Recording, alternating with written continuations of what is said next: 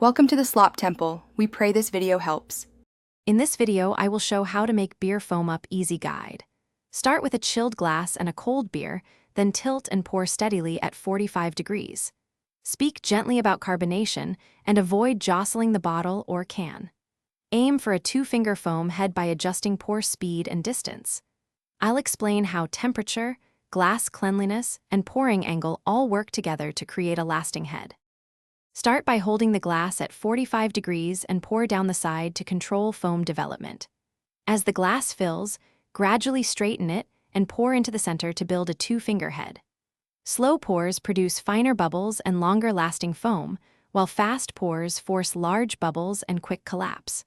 Practice with different distances and speeds to find the perfect balance for your favorite beer style. If this video is helping you, please subscribe and hit like so I can keep sharing tips. Quick recommendation. On another note, the Shark AI Ultra Robot Vacuum with voice control keeps floors spotless so crumbs and spills won't ruin your beer foam experiment.